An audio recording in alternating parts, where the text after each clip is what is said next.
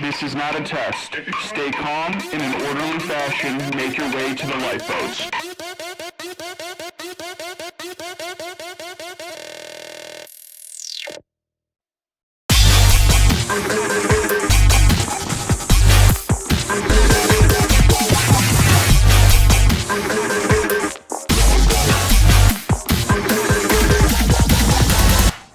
Mayday, the ship is sinking. All right, welcome back, everybody, to Lifeboat Addiction Recovery Cast. My name is Christian. My name is Hunter. And today is the Wednesday, which means that we're talking about philosophy. We're talking about meditations. We're talking about recovery and what it means to recover and what it means to recover for us. Mondays is our science. Fridays we interview. But Wednesday, it's all about the recovery. It's all about people in recovery and all that kind of stuff. Deeper thoughts to think about, to meditate on throughout your work week and all that kind of stuff. So I'm just going to jump right into it right off the bat. So Hunter, what are some harsh truths that you prefer to ignore? I'll answer all these questions too. Don't worry. But harsh truths that I would choose to ignore. It's really it's a tough question to answer, because I'm obviously ignoring those harsh truths. Mm-hmm. So it's like now I gotta dive in a little bit and be like, well, what are those things, right? And that's what Wednesdays are for. So I guess it's really easy for me to want to ignore truths about myself. Okay. If I had to put my finger on it, it's really easy to focus on the outside world for me. Because obviously right now our world's in a very tumultuous time, right? Mm-hmm. We're kind of a lot of fluctuations happening. A lot of people are standing up for rights. A lot of people are, there's just a lot of change happening right now. Sure. And there's a lot of stuff going on. So it's really easy for me to look at that and forget to look at the internal side of myself, to be able to distract myself from what's going on inside of myself. I think you hit that right on the nose, man, especially for me. Yeah. I know it's so much easier to watch the news than it is to deal with my own stuff. Right. So much easier to watch these things than it is to say, why am I not eating better? Why am I not sleeping better? Why am I not doing this? Why am I not doing that? Yeah, and it's easier to compare things now too. I feel like in the age we live in with the social media and with all that sort of stuff, where you have such an exposure into other people's lives, it makes it so much easier to compare. It's like, I'm not working out, but at least I'm not that guy, or whatever. We call that the bench theory. My bench theory. It's a comedian made this up, but I think it's absolutely hilarious. Which is, well, he's a comedian, so I hope it would be hilarious. That's their job, right? Either that or he's a bad comedian. Yeah, there you go. Really. But no, I think it's so true. Which is, the bench theory. If you look at us all as like a lineup on a bench getting ready for a baseball game kind of thing, and I'm busy sitting here thinking of well, at least I don't drink as much as Hunter over here. Meanwhile, there's 30 people on the other side of me, at least we don't drink as much as Christian. Right. So the bench theory, people comparing themselves to me. Meanwhile, I'm the one other guy at the end of the bench. Well, I'm not bad as that guy. Right. So yeah, when it comes to harsh truths, one of the interesting harsh truths that I've had to reconcile with in myself, and I've had to reconcile with recoveries when I'm working with them, is the want to point to other things to distract from my problems. I think you had mentioned that, and you just kind of hit it on the head. I know I'll give you a perfect example. I had a recovery I was working with. They had, there was a lot against them. They didn't have a place to stay at night. They were using consistently, there was just a lot of problems that were coming because of their use, kind of shocker. Right. And then they would say things like, man, I can't believe Donald Trump, or I can't believe politics, or I can't believe Nancy Pelosi. And it's just why are you worrying about these things? You don't know where you're going to sleep tonight, and you're worried about this type of stuff. More immediate issues. Yeah. Exactly. And I find myself there all the time. Oh yeah. Where it's I would rather distract and sit down and have a conversation with you. You watched CNN last night? You watch Fox? I'd rather have those conversations than talk about I had such a harsh night last night. Nothing went my way. I feel like I'm a failure. I feel like I'm not doing as much as I could. And I see that happen a lot of times to myself. Right. I feel like that deepening of a relationship sort of thing, that connection in relationship sometimes isn't as it's not as prone in today's day and age, it's coming from a 22-year-old and back when I was a boy. No. But I feel like it's not as prominent as it used to. I used to walk to school 5 miles each way on my scooter. It was uphill both ways. on my electric Segway. I used to have to wake up at 6 o'clock and get on the bus. So anyways, though, I feel like it's just the connection of relationship and accountability really isn't there in a normal day-to-day life anymore. I feel like we're really fortunate to be in recovery because that is a much more prominent in the recovery community, to where like when I sit down, and quite frankly, if I sit down with my sponsor or at a meeting or something, they don't care too much about what's going on in the news. They're like, well, how are you doing? You know, like, how's your life going? How's this thing that you told me about a few weeks ago? How's that working? How's the progression in that? And it like forces me to turn around and look internally. And that it's a beautiful thing because there's a lot internally. Like, I'm not perfect. I think everybody who knows me would say, you know, Hunter's got some problems. Right. But I would certainly say that. Yeah, exactly. But it's great to be able to look in every once in a while and be like, man, I do need to work on these things. These things still need to change. Well, and I think, you know, I'm about to out myself because and I'll preface it with this. I like to talk in I language. I don't want to talk in we language. I don't want to put the onus of responsibility on anybody else other than myself, but I am addicted to technology. Yeah. There's no way to cut it. I am probably almost close to, if not clinically diagnosable, addicted to technology. I'm scrolling Facebook, had to delete it off my phone because I was just looking at it too often. I get anxiety if I leave my phone at home, or if I don't know where my phone is for more than like 30 minutes, it's a problem. And granted, a lot of that is roped into, you know, I'm a manager. I do a lot of things with business. I've got my iron in a bunch of different fires. Some nice justifications. Yeah, exactly. Justifications. But, you know, justifications aside, it's like, no, I know that swallowing the hard truth, I have a problem with technology. You know, not to say I abuse it, but it's like, you know, what I have to buy, you know, I'm wearing specialized glasses to block blue light because I look at technology so much I'd start to get migraines. And it's like, that's a problem. Where was the times where I'd go outside and go, you know, fishing or go do these things? Now, granted, I was going to say last summer. Yeah, but though, I mean, I know that, you know, my habits are things that I need to break. Now, I've gotten over smoking. I don't drink. I don't do any of like the habits, but there's still those holdouts inside of me that I know are a problem. Right. And I'm like, they're so nice to have. Yeah, and they're so easy to justify for a person in recovery. I find myself all the time like, well, at least it's not meth. Bench theory.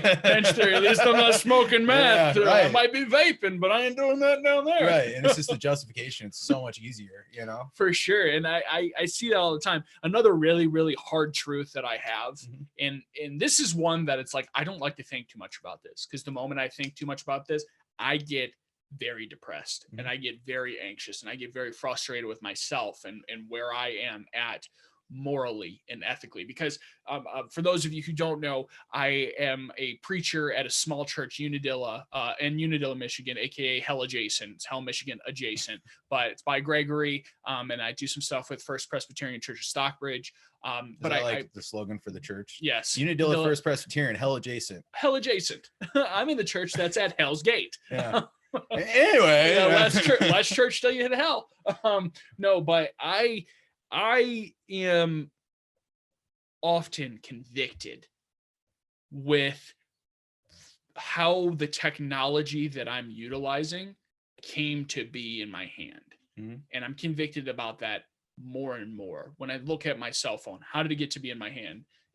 Was it made by people who are getting paid fair wages? Was it made by people who had options, or was it made by people who are locked in essentially a warehouse who once again, to quote another comedian, and it's a sick joke, it really is, but you know, they have to make nets on the side of these buildings because people are committing suicide so much because it's a nightmare inside of these places. I'm utilizing that technology and it convicts me because it's like, well, it's far away. It's not out of sight, out of sight, out of mind by generations, because all I did to participate in it was I walked into the store and I put my money down and I got my phone. And it's just like over and over again, I do feel that conviction of like, good gosh, man, you know, there's people that suffered immeasurably for what I'm doing right now so that I could, you know, put a smiley face on a stupid cat video. Right. You know, and that's something that often convicts me. And I think that's a very difficult truth for me sometimes. It's actually something I've never really thought about before, and that's what these days are for. Yeah. Right. Yeah. Deeper moral moral understanding of things, you know, looking a little bit deeper than just the immediate. Yeah. But I think you know, for those of you who are going to listen to the podcast next Monday, we talk about, you know, recovery. We talk about stages of recovery, and one of them is deepening. And I think that is at the crux of how we are meant to be thinking when we're at that stage. Like, we need to be, you don't have to overthink every action that you do. Oh, I don't know if I can do that because of it. In the, you know, getting into the ethical gridlock where you're in this kind of like continuous loop of, I don't know. Well, make sure you're okay with what you're doing though, no matter what it is. Right. But I often find myself of how comfortable you know, how many degrees of Kevin Bacon, how many degrees am I away from suffering until I'm okay with it? Because, you know, there's so much in this world, and there's so much privilege that I have as an American that I just look past. You know, I clean water. I can go to the faucet and turn on clean water, and that's fine. But it's like that. There's more than half of the world that doesn't have that. Yeah, that doesn't have running water. That doesn't have running water. You know, and there are times that it becomes consuming to me, where it's just like, what in the world? What am I doing, man? Like, especially if I overutilize something, if I overuse it to the point of like almost abuse, and it's like, what am I doing with my life right now? You know, not to be the downer for this podcast, but it's something that I think that people need to start doing more, is not necessarily thinking every action out, but at least taking time out of your busy week to sit down and think about one thing intensively of like, how did this get into my hand? Be cognizant, right? Be cognizant, because I mean, it can be, you know, it can be depressing and in depth. Like I just gave the example of the phone, or it can be something trivial and stupid. You know, one of the interesting parts about business is that there's no one individual place that could make a pencil from complete, you know, A to Z couldn't make a pencil. They don't know how to mine the graphite. They don't know how to put that in. They don't know how to shape the wood. They don't know what color paint works with this. They don't know what type of eraser to use. There's no one single place. Like, there's places that assemble it, sure, but there's no one single place that does that. And oftentimes I find myself that's some of the harshest truths that I have to deal with, is like, yeah, I can be philosophical and go on rants, and trust me, Hunter's seen more than a few of them. And he does it from time to time. And what do I say after each one of them? Any? No. I'll get off my soapbox now. Oh yeah. Let me get off my soapbox, right? Yeah, like I at least am cognizant enough of the fact that I'm ranting, because I'll get off my soapbox. Yeah. It usually goes, I'll get off my soapbox after I say this one. Yeah, there's usually there's another sentence coming after that. There's a postscript of like, oh, really quick. Yeah. But no, I often find myself in that I do think about things, or I try to think about things deeper, and many of the things that we talk about, I mean, we were just having an amazing conversation before we turned on the mic and turned on the camera about like the nature of the universe and things like that, and kind of, you know, having a philosophical thought experiment about the universe. But I think it's healthy for people in recovery to think that way. To an extent, right? Yeah. So there's an always extent in moderation. Yeah, there's an extent where, you know, thinking about things in a deeper sense is really good. But there's also a sense of thinking about things in the base level physical way, right? So I don't want to look at my behavior. So for me, I procrastinate. Do it all the time. I love to procrastinate. If I can have a meeting about it, it would be tomorrow. You know what I'm saying? And then it would never happen. But you know, I like to put things off. I like to shun responsibility for the future me's problem. That's future Hunter's problem. Exactly. If I look at that too philosophically and like start to try and make it into something deeper than it is, it's like, okay, by baseline, I'm a lazy person. Like that's a lot of it, right? But if I start saying, well, I'm lazy because of this and this and this from earlier on in my life, it's like that creates a problem for me. Sure. So there's a level where it's really healthy to think philosophically, but then there's also a level where it's good to think shallow. It's good to think like, baseline, why is this happening? What can I do to prevent it? Well, and I consider myself, you know, a very much a child of privilege in certain ways. And one of the privileges that I had, you know, the most stereotypical, most, you know, major movie football coach that you've ever seen in your entire life, you know, just a notch down from like a Marine drill sergeant, like, you know, pain is weakness leaving the body kind of man. Like you sit there and you got, you know, your fingers pointing towards you in a way it shouldn't be, and you're like sitting there can barely hold on to anything, holding back the tears, and he's looking, he's like, throw dirt on it, you still got 2 more miles to go kind of guy. Right. And because of that, you know, one of the mentalities that I've been able to cultivate because of varsity football at Mason High School, Jerry Van Havel, if you hear this, I mean, have nothing but the utmost respect for that man, but he was my varsity football coach, and one of the things he continued to teach me is just do it, you know, not to perseverance, you know, it's not the matter of, you know, to steal from Nike, but there's some times where you just have to shut your brain off and say, I do not negotiate with people like myself, and then do it, and then just go out and do it. And no matter the pain or consequence, like, I'm just going to get through this thing because I know it's good for me, and then make yourself do it. Right. And it's not always fun. Yeah. Very seldom. If you get to that point of negotiations, it's not going to be fun. I promise you this. So just knuckle down. And so, you know, I'm fully aware that that's not for everybody. Right. Once again, I consider myself very, very privileged to have had that experience in my life where I had somebody who, you know, ran me into the ground constantly and just basically told me, like, you can cry or you can buckle up, but either way, this is what's going to get done next. So make it happen. And because of that, it really, it did drain me down. Now there were some things that, like, over time it was like, okay, maybe I shouldn't be that harsh, right? You know, but they definitely help. So, so as far as truths that you would prefer to ignore, is there anything else out there? Yeah, it's mostly just that internal stuff. The list of internal things obviously is pretty extensive. You know, when I start digging in, and it's nice that I'm able to do some self-evaluation. So like I said, the procrastination, that is one of my biggest problems that I face on a day-to-day. I love to procrastinate. That's probably my biggest one. Some of my stuff like routine and things like that. Like I like not to focus on that and I always have a justification for it of some sort. But just like basically what's going on in my life that I know I don't want to keep. How long can I push that off? Like how long can I procrastinate change? Right.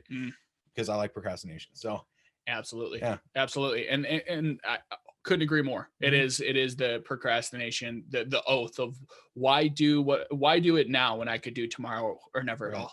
Well, I mean, and I feel like, at least me in my experience, it's, you know, we talk about the serenity prayer. So, you know, God grant me the serenity to accept the things I cannot change, the courage to change the things I can, and the wisdom to know the difference. For some reason, my brain, just for today, if you want to throw that part in there. But like sometimes my brain wants to think that I want to focus on the things that I cannot change because I know I can't change them. You know, then I feel justified, right? Because I'm like, I can't do nothing about that. Weird way of looking. Weird looking. I'm going to focus on the things I know I have a problem with, and I know it's not going to happen. Yeah. So therefore, I can justify to say I tried. Yeah, I tried. I went for it. Not even that. I can look at it and be like, man, I can't change that. You know, like so what are we doing? Right. Instead of looking at like, oh, I'm procrastinating, that I could change and that I should try to change, but I don't want to look at that right now. Nah, like, why look at that? Yeah. Why look at that? Right. So, okay. So next question. So what does it mean to live a good life? What's that? Yeah. I guess it depends on what good means to the person, you know. Don't play that relativistic relatively stuff. You know, well, it's relative to each person, right. You know. So in my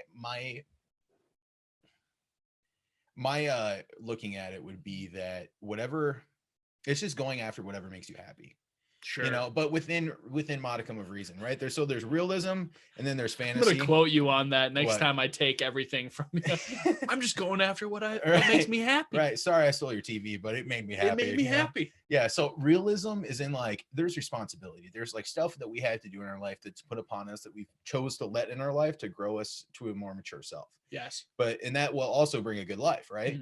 But then there's also like not being too much on the responsibility and losing out on the fun, right? So like if you have a hobby or something like that, or maybe you want to go to Canada, I don't know, then go to Canada, you know, take your responsibilities with you and do it when you can, you know, eat some ketchup chips. That's everything wrong. You're everything wrong. I literally tried to order those and the shipping was like $20 and I'm like, can't do it. I cannot justify it to myself.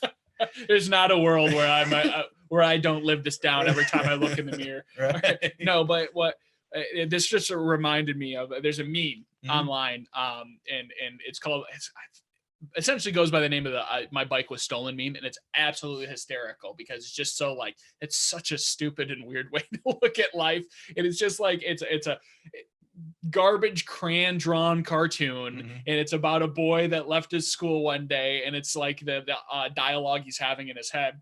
He's like, I was going on a walk after school to get my bike, and when I got to the bike rack, right, it's the bike was stolen. Is like, but somebody stole that bike, which made them happy, and I'm not too mad about it. So overall happiness in the world is up. So it's a good day. It's just like, I'm glad that makes you happy. It's just like your bike was stolen. Right. I feel like as long as it makes somebody else happy. Right. I'm sorry to go off, but that just reminded me of that. The things that make you laugh intrigue me. For those of you, I have a very strange sense of humor. He does. I've got a very sophisticated and very unsophisticated sense of humor. Yeah, I was waiting for the unsophisticated. Yeah, I'm both sides of the spectrum. I'll look at dumb political cartoons and be like, that's hilarious. It's political satire. Isn't that funny? And then there's other times where a really good like knock joke will just put me on my knees. Right. Or really good, I mean, something stupid happening. 99% stupid jokes. That's 100%. I don't like taking things seriously. You guys want to hear my awesome joke? Okay, so there's a koala bear, and he was just chilling, minding his own business, eating eucalyptus, doing what koala bears do. And this guy walks up to him. He's like, "Bruh, you're not even a bear." And the koala bear looks at the guy, and he's like, "But I have all the qualifications." That's my favorite joke. Literally. I'm just saying. Man, you suck. Get off the stage. Get off the stage. No, that's so dumb. So. Living a good life. Back to the question. I want to talk about koalas. Now I want to talk about koalas. Did you know koalas aren't really bears? They're marsupial. Yeah, I got some interesting facts about koalas, but I'll save that for later. Fact, marsupial. Yeah, they have a pouch. You didn't know that, did you? So yeah, it's just a matter of like balancing responsibility with joy, and like there's joy and responsibility. For me, my job is a responsibility. I love my job. They say, if you love what you do, never work a day in your life. So to me, my work it's a joy to me, but it's also responsibility. So it's a matter for me, like, of incorporating the two together and balancing the two. Because there are things that I really do not want to do. The dishes, hate that. Laundry, hate that. Like, I don't want to do that. But I will now just got a cookie cutter image of what it's like at Hunter's house. Yes, exactly. There's laundry no. Hate that. I don't like that over there. Do something about it. No, I'm just going to sit down and hate it for a while. Maybe tomorrow. Tomorrow. I don't know. But yeah, it's a matter of like balancing those things out, doing what I need to do, but having fun, and sure, that's what makes a happy life for me. And then fulfillment, having something that I can walk towards and complete that big goal. Like we've talked about in many episodes, having a plan.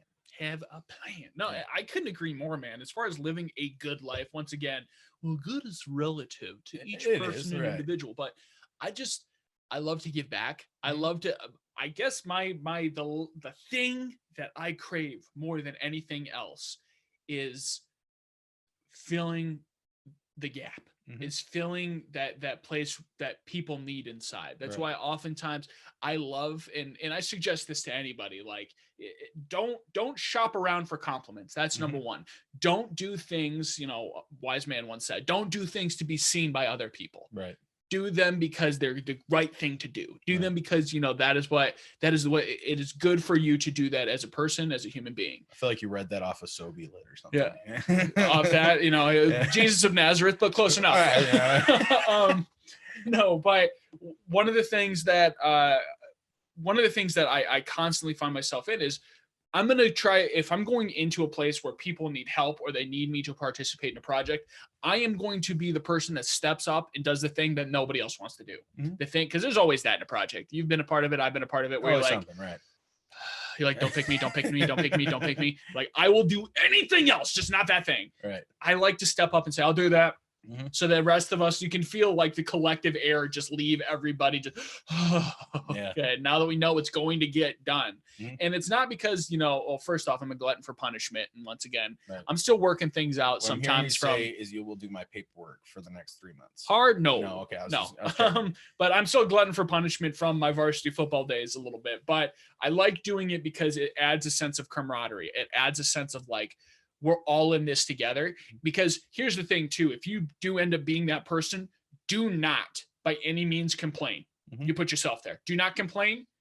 be the funnest, the nicest, the most energetic person in the room. Get everybody else excited. So they see like the trash job is being done. The trash part of this project is being done. Nobody wants to do that, but he's having a good time. But he's having a good time, because guess what? You can make things a good time. There isn't a time Except where for dishes.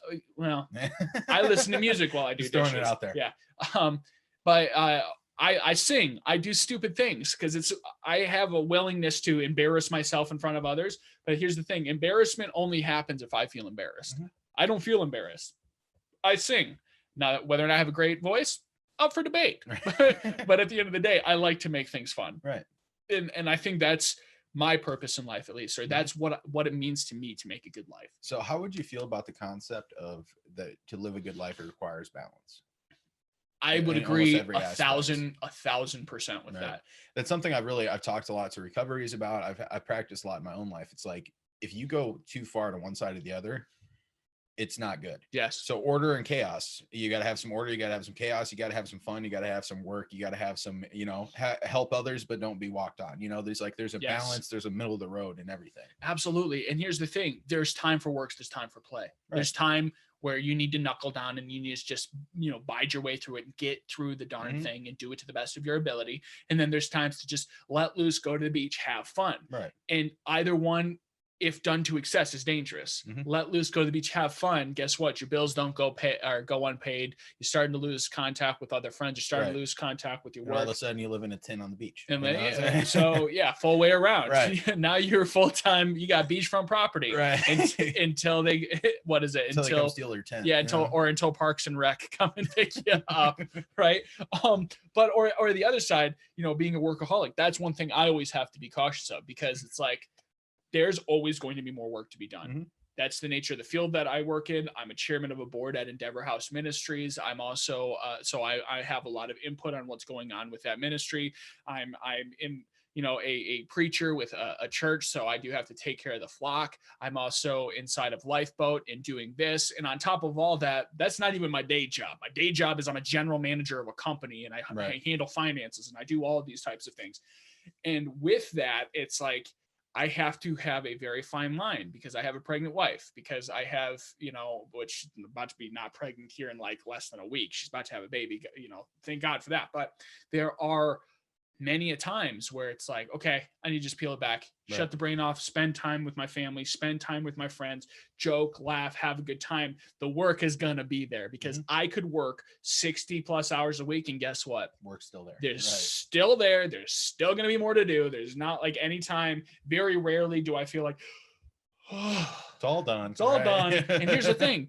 This is the part of me that loves pain, right? Is, I get to a point where that happens.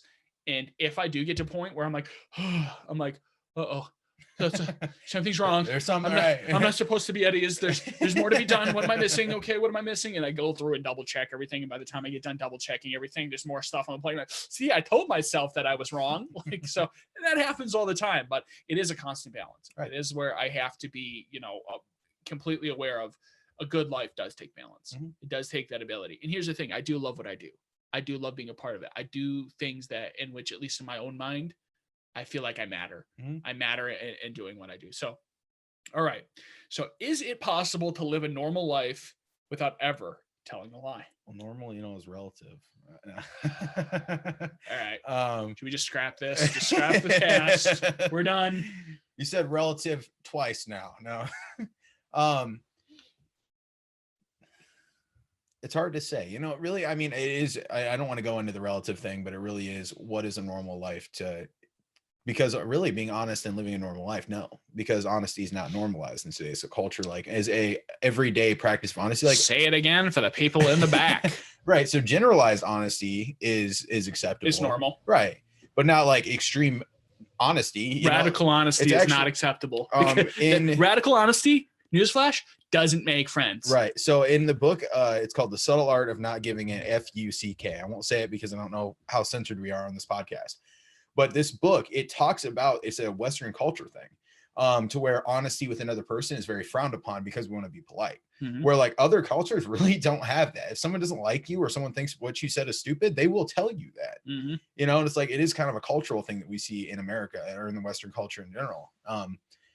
It is kind of strange, but so I think no, I don't think it is possible to live a normal life with radical, extreme honesty. Mhm. But I think it's beneficial to live a life with radical, extreme honesty Yes. to a certain degree. You know, because I'm not going to tell. I'm not going to tell the guy pointing a gun at me that like, oh, you won't do it, or like whatever, you know, or hey, Yes. your hair looks stupid. You know, like to a point, radical honesty is good, but to a point, it's not. Well, and I think radical honesty, it will manifest itself in different ways for different people, Mhm. because radical honesty for one person may not be radical honesty for another. You know, honesty may just be, you know, the ability to tell the truth wherever applicable, or at least not lie, versus honesty with others means like, you can't do that because you will lose your job and you'll lose $1 billion contract and you'll do like this, that, and something else. So Right. shut your mouth. Right. Like be quiet. If Right. you can't not, like if you can't lie or you can't be dishonest Mhm. even a little bit about this, then be quiet. Right. It's like when I went to my first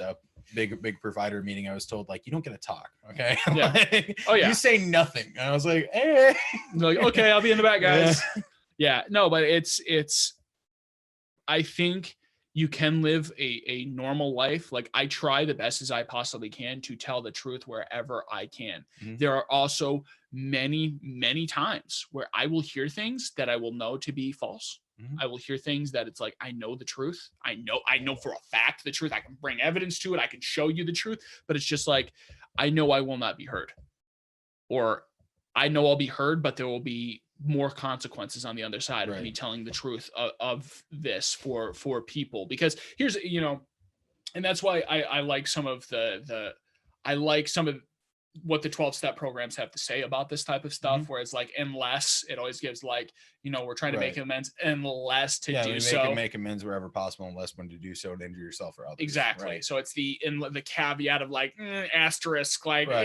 there, you know, there's some give and take here, but I think it's the same thing with truth is like, you know, I will try to be the person that is the most honest in the room, that will tell the truth. And it's gotten me very far. And the reality is the more that I tell the truth, the more people trust me. The more people trust me, the more reciprocity and relationships I build, which means it all goes back and feeds into each other. Right. People trust me. They want to do business with me. They yada, yada, yada, yada, yada. Right.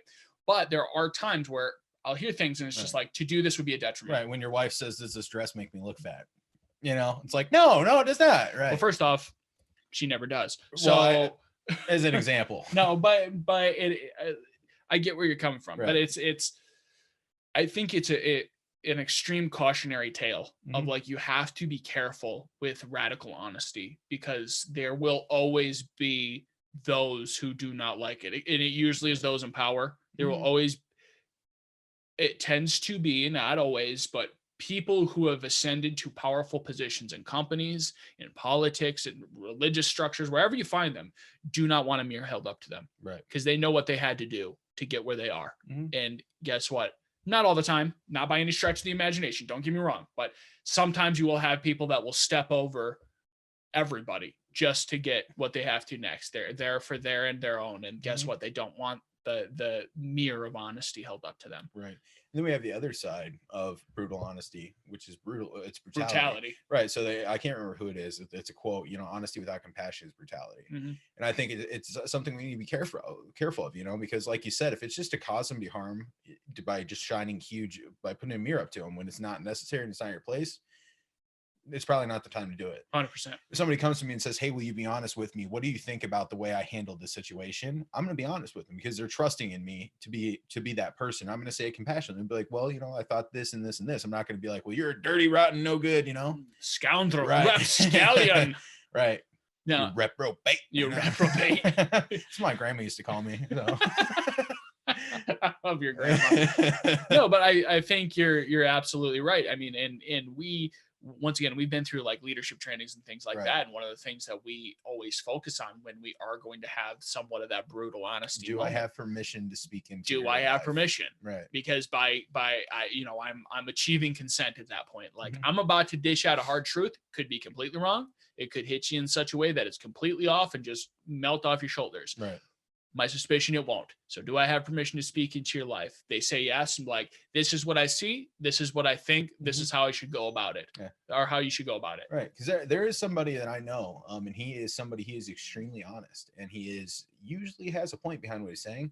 Can't stand listening to the guy because he just comes at you sideways, and he says it in such a way to where it's hurtful. It's not meant to be helpful, but it might be true.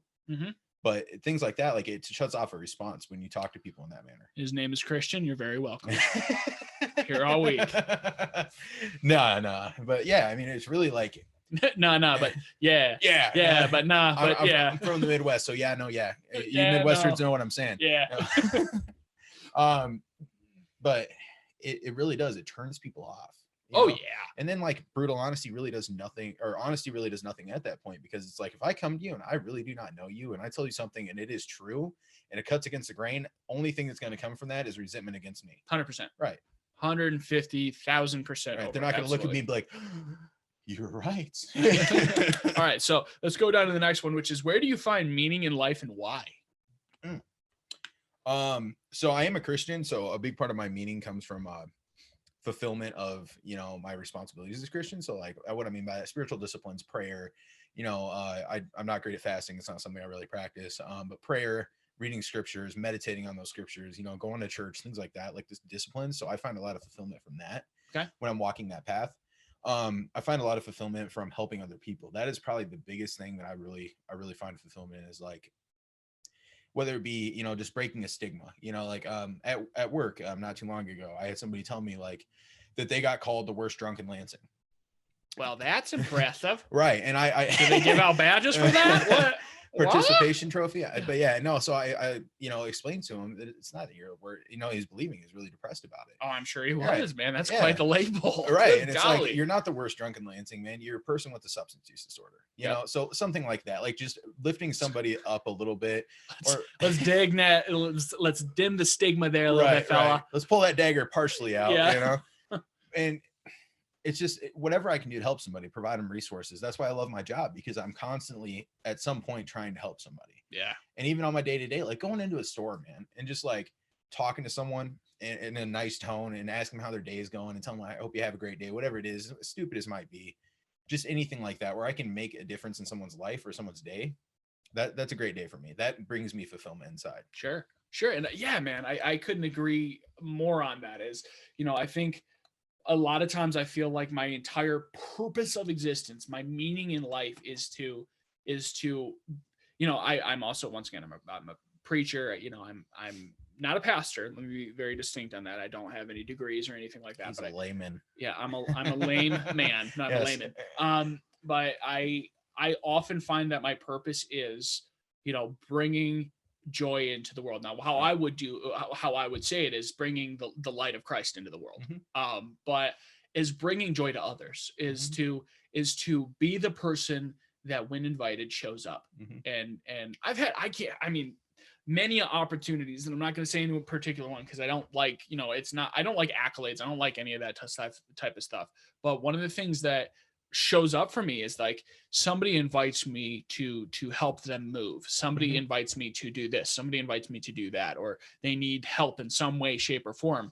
And then it's just like, I say yes. And being the man of integrity, like if I don't say yes, it is not because I don't want to do it. Right. It is, there's something else that I've committed to on that day. Honestly, if any other day, I would 100% do it. But oftentimes it's like, I got a million other things. Right. But if I say yes, I'm going to show up. And there's been many times I say yes, I show up, I'm the only one that shows up. Like when I helped you move the stuff out of your like apartment. 30 people, you invite 30 people, one person shows up. And that, but it's like that person all of a sudden in that moment becomes like, they are the embodiment of, the good, all the good in the universe, especially like in the case of moving. We had, I don't know, 1, 2, 3, 4, 5, 6, 7 that were supposed to show up, and then you would make 8 people were supposed to show up, and then one shows up. And here's the thing. Me. Just so we're clear. It was Hunter. Okay? But just to be clear, each and every one of those people called me, and each and every one of those people showed up for the unloading part. They just like, there's a million other things. So I don't fault any of them for those who might hear this. It was just, there's a lot of things in the universe at the time. I stopped you. Yes. But Hunter certainly does. But no, it just, in that moment, it feels like the universe came together to at least give you one person. Because the reality is, Hunter doesn't show up, I don't move that day. Not possible. Or things get pushed back, or, X, Y, and Z. So I do find quite a bit of purpose in my life and meaning in my life of trying to be in the moment and embody the moment in which I'm in. Because guess what? On top of that, it does come with personality, because it's just like, it would not have felt right. It would have been a disaster if you would have showed up and have just been in the worst mood. Wouldn't have showed up. Well, it wasn't a disaster because I showed up. No, but if you would have showed up and been in a rotten mood and not been happy and been angry and frustrated, it's like, and to Hunter's serious success, and then I think to his serious credit, is he shows up to play. He doesn't complain. He's got joy in his heart. He's laughing. He's cracking jokes. Guy, Well, he's cracking jokes. He's enjoying his time, and it's done when it's done, right?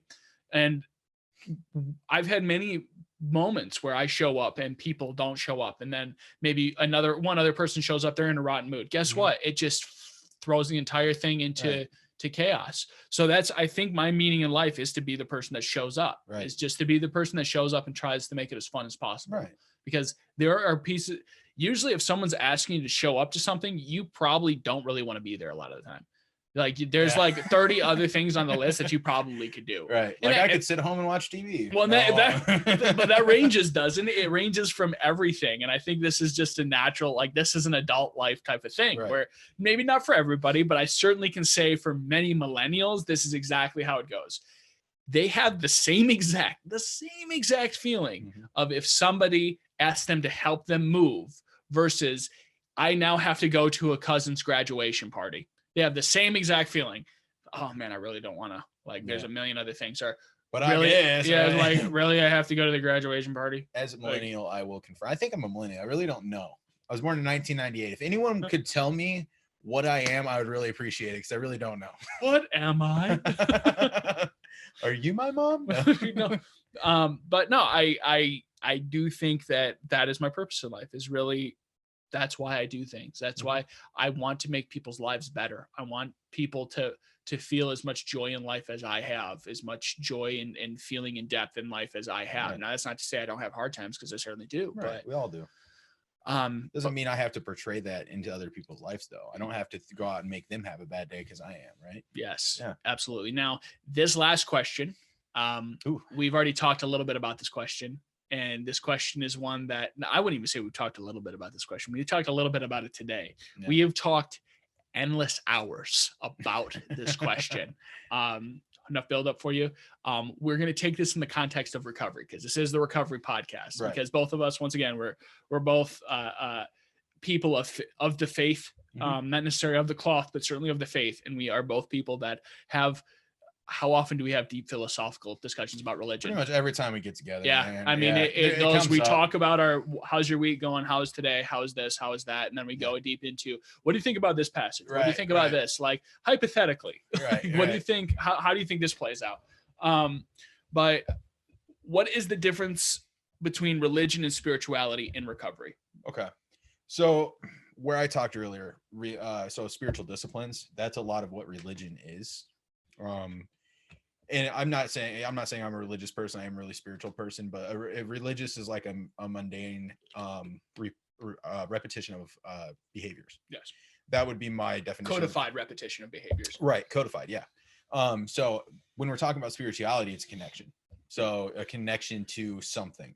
A lot of people, as we come into recovery, you're going to hear a lot about spirituality. You might maybe go to Smart Recovery where it's not really required, but Refuge Recovery, it is Buddhist based. And the higher power, it can be anything. It can be the tables. It can be, whatever you want. It doesn't have to be anything ridiculous. There's definitely in most circles, you find a spiritual discipline connectedness. Once again, doesn't have to be to the God of the Bible. Doesn't have to be to Jesus. Doesn't have to be to Allah. It can be to God, the great outdoors. It can be to a whole litany of things, but there is like a deepening and connectedness with the universe or whatever. It has to be something more powerful than yourself. You know, it's like the biggest requirement, right? It has to be something greater than you. So I guess spirituality is just trying to grow in a connectedness to that, and an understanding, you know, prayer, meditation, things like that, whatever it is, it's got to come through some sort of connection to that for guidance in life, I think would be my interpretation of spirituality. Okay. Right. Okay. Yeah. And what do you think about that in the context of recovery? Well, that's kind of what I was going off of there. So in the 12 steps, you know, I think that's a big part of how that would plug into recovery. But just having something outside of yourself that you can acquire some stuff, or that you can basically say, I don't know everything. And that's because this thing is in charge. Sure. Whatever that is. Or when you're having problems, you can go for guidance. So a lot of people use the tables. That for people who are would be more of an atheist sort of mindset, they use the tables of the 12-step meeting. I hear that a lot inside of the recovery meetings I go to. And that's okay, you know, because it's something greater than you that you can go to for advice and guidance. Right. And then you have some people like agnostic, like, I don't know what I pray to, but I pray for something and it helps me. It guides me, you know? So that just something that can guide you along in your life and give you a fulfillment of purpose. Right. Because otherwise it's like, where am I going? What's the point? Right. What is all this about? Like, what do I do? I don't have anyone to help me on this path. You know, there's a lot of things that can come up when I think there's no sense of spirituality in recovery, but it's not a requirement. You know, I'm not going to say that everyone has to have something like that. Sure. And I couldn't agree more. I do think that when we talk about religion and spirituality, first, religion gets such a bad rap nowadays, man. It does. And I think it's frustrating to me, because oftentimes religion is always mixed in with power and authority. It's always mixed, like, people hear religion and they immediately assume like you are trying to get me, you know, cult following. You're trying to get me to do things that I don't want to do. Yeah, you're poison punch. You're trying to get me to submit to a code of laws or ethics or way of being or doing things that I don't want to, you know, renegade style. I don't want that. And I think religion absolutely has a purpose in this world. Absolutely. Yes, in many places, religion is starting to die. Right. All different types of religion. But I think religion, it has historically helped preserve different parts of human civilization. Now, there's certain parts in religion that probably shouldn't be preserved. There's certain parts in different religions that are like, oh man, okay, that's really harsh. And in a modern world, I don't know if they have a place. They probably don't in many parts. But for the most part, I do think that religion has its place in basically telling us, like, you know, these are the training wheels. Because many a times, and it's weird, I don't know if this is true. Well, I do know for a fact this is actually true for you, but I have seen people that have gotten to that spiritual deepening and spiritual sense of awareness from religion. They came into the religion first, which essentially taught them the ABCs of what they're supposed to do. But they slowly, and I'm not going to say they evolved as if it's a good thing or a bad thing or anything like that, but they came from that point to saying, like, I'm now going to take this into my own hands and start practicing this in such a way that feels deepening to me. Yeah, religion usually, for almost every different spiritual path someone's going to walk, if you want to deepen your experience, most of it is guidelines of how to deepen. Yes. Does that make sense? Like, spiritual disciplines are really just a guideline on how to get closer to something. Absolutely. No matter what that thing is. Well, and I think we get into a really, really weird, murky territory, especially with religion, because religion, I would argue, is a natural portion of human existence.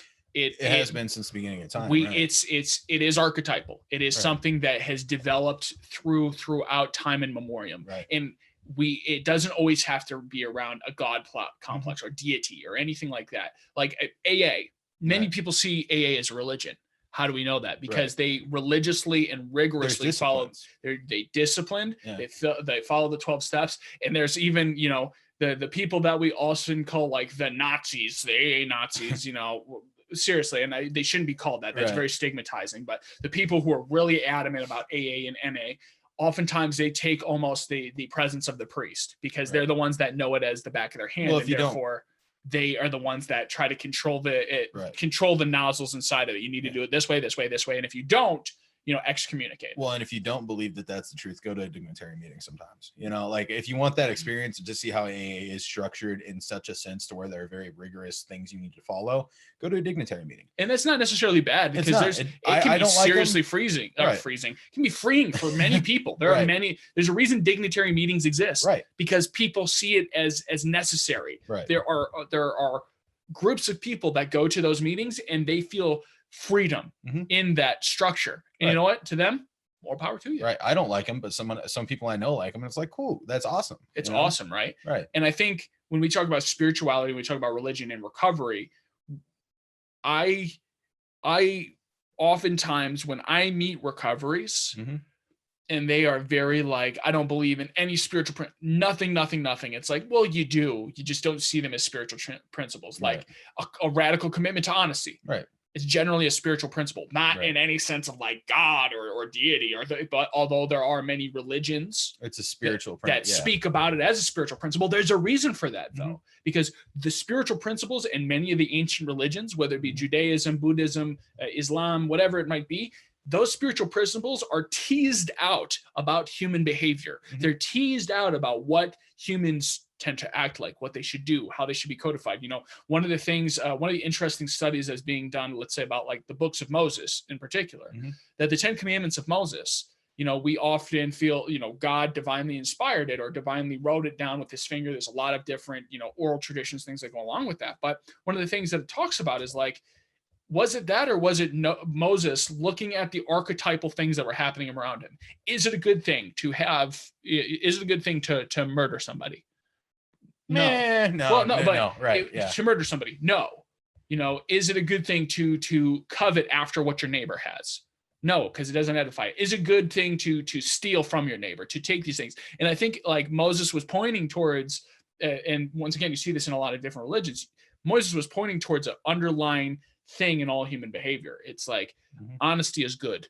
Don't try to take from other people. Don't want what other people have, because you're not going to get those things unless you take them by force. And I think when it comes to recovery, it's like that is absolutely necessary to understand that you don't need to be in some structured religion. You don't need to be the person that's super spiritual and needs to be out in the forest meditating. You can be those things. You can certainly find recovery in those things, and if you do, more power to you. Awesome. Great. Fantastic. Right? Multiple pathways. We believe that there. But you do need to have a sense of like, I need to improve things. And we're going to talk about this for those who end up tuning in. I think it's about 3 weeks from now.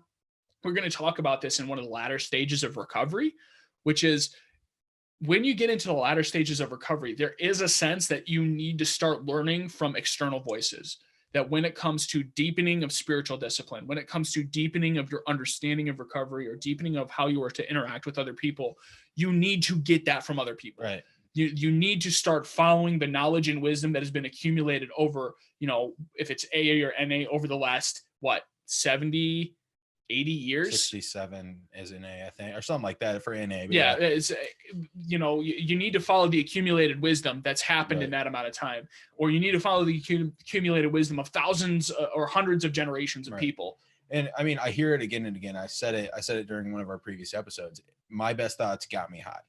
There you go. So I need other people's thoughts in my life, other people's wisdom, because my wisdom will lead me right back to where I came from. That's true for me. 100%. Yeah. So those external factors, without those, we're doomed to fail again, right? We can't tap into the same resources that got us to the same place where we don't want to be, Absolutely. And I think, as we progress in recovery, as we get further down the line on wherever you are in your recovery, the way that you find true advancement is oxymoronic as it is to go out or to go further, you have to first go in. You have to first get deeper into yourself. You have to understand yourself. You have to understand why you believe or the way you believe or why you think the way you think. If you want to change the world, be that change you want to see in the world, sort of thing, Yeah. I mean, be the guy that treads that pathway, as it were. Yeah. If I walk out and I say, you guys need to be nice to each other, and then I just like hit somebody, people are going to be like, yeah, it's change. Don't for those of you who can't see me, I made some weird faces there, but yeah, it's hypocritical, right? So if we want to change ourselves, because we're out there promoting recovery and we're getting high, not going to work. Yeah, it's not going to work. But if we're out there and we change our life and we're living a good, or even if we're promoting recovery and we're miserable, it's not going to attract the same people. Principle. Yeah. Right. Why do I want that? At least when I'm getting high, I'm having fun. Right. So we want to make a change in ourselves before we try to go out and make that change in the world. I mean, it makes sense. You got to go in, you got to change yourself and then go out. Absolutely. Yeah. And if there's one thing that I think reigns true more than anything else is that the biggest mistake that people can make in early recovery is looking at the recovery structure and believing that one person or one group represents the totality of the recovery structure. It is me. Yeah, no, exactly. I am he who you've been looking for. No, but thinking that one person or one group represents the structure. Because guess what? You will be exposed, all of us, or not all of us, but many of us in recovery have been, to situations, to people, to groups that are just like, not my cup of tea. Right. Didn't like it. And you're going to hear those people say, you know, like I've heard a lot in AA or no way, you know, and exactly. then you got Bill Wilson who says the pathways to recovery are many, you know? Exactly. Right. There's so many different, like if one way doesn't work, don't give up. Right. There's so many different ways out there. There's so many different ways out there. And when we talk about religion, when we talk about spirituality, it is the matter of, if you're looking deeper into yourself, you're advancing. As weird as that is, you got to look into yourself to start walking forward. Right. Right. That being said, thank you guys so much for tuning into our Wednesday podcast. Every Wednesday we do meditations. For those of you who like to listen to our interviews and all that kind of stuff, I believe this week you're interviewing me, I think. Yeah, you're interviewing me this Friday. Yeah. So tune into that if you want to hear all about my stupid life or my ridiculous life. But if you are somebody that's just listening, that's tuning in to get some more information, maybe you're a parent or something like that, tune in next Monday. We are starting the stages of recovery. With that being said, have a good one.